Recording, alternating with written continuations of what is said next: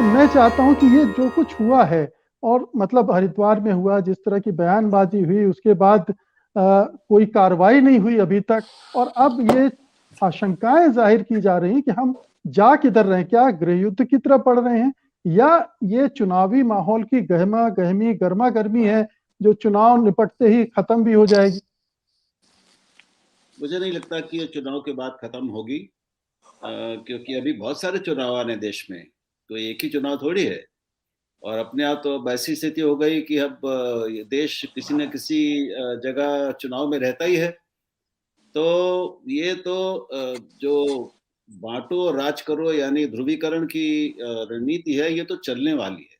और दूसरी बात मैं ये कहना चाहूंगा कि अ, अपने भारतीय समाज और हिंदू समाज की उदारता आदि को लेकर बहुत सारी बातें जो कही जाती रही हैं और कही जा रही हैं, लेकिन मैं पाता हूं कि हमारे शिक्षित शहरी मध्य वर्ग, उच्च वर्ग, मध्य वर्ग, जो सबसे संपन्न और समर्थ लोग हैं, ऐसे हिंदू, अधिकांश सवर्ण हिंदू हैं, वो भी अब घोर सांप्रदायिक हो गए हैं, घोर मुस्लिम विरोधी हो गए हैं।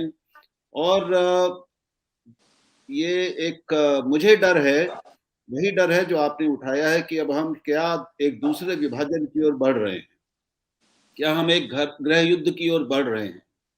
क्योंकि हरिद्वार में जो बातें कही गई वो सामान्य बातें नहीं हैं। वो एक छोटी सी जगह पर एक कही गई बातें नहीं हैं जिन्हें हम सिरफिरों के पागल लोगों का सरफरापन कह के छोड़ दें। उस पर कोई कार्रवाई अभी तक न होना, उन लोगों का लगातार घूमते रहना, अपनी बात पर अड़े रहना, और वो रायपुर वाले सज्जन भी अड़े हुए हैं कि वो फिर वो गाली देंगे गांधी को और फिर गोडसे को वो कहेंगे। ये सारी चीजें जोड़ कर देखिए आप, उसके बाद देखिए कहाँ कितनी जगह पर हमले शुरू हो गए, चाहे वो चर्चों पे हमले हो रहे हो या दूसरे कॉन्ग्रीगेशंस पे हो रहे हो। तो ये मुझे डर है कि हम एक बहुत भयानक भविष्य की ओर बढ़ रहे हैं।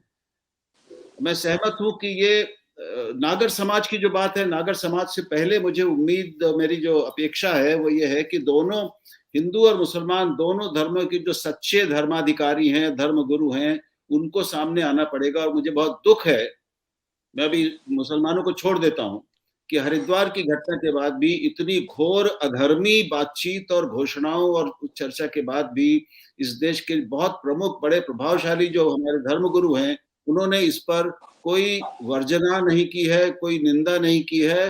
असली धर्म क्या है और ये अधर्म कैसे है, ये नहीं बताया है लोगों को। सरकार ने कोई कार्रवाई नहीं की है। पुलिस थाना स्वयं चलकर उन लोगों के पास जाता है, इंस्पेक्टर या जो भी है वो, और वहां जाके रिपोर्ट देता है। ये मजाक है।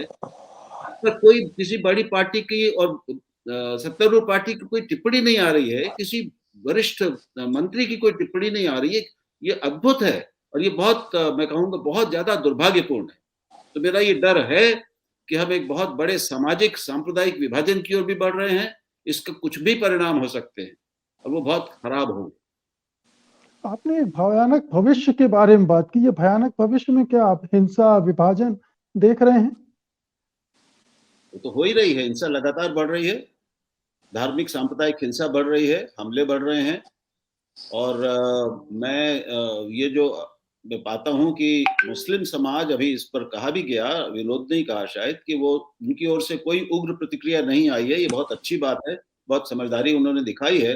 लेकिन मुझे डर है कि कहीं कोई मुस्लिम युवा या कोई ईसाई युवा जो आजकल सब साधन संपन्न है, ज्ञान संपन्न है, जिसके पास इंटरनेट है, वहां पर सब कुछ मिल जाता है, वो किसी दिन कहीं पर बैठ के कुछ भी कर दे, उसको कौन रोक सकता है। रेडिकलाइजेशन हो रहा है।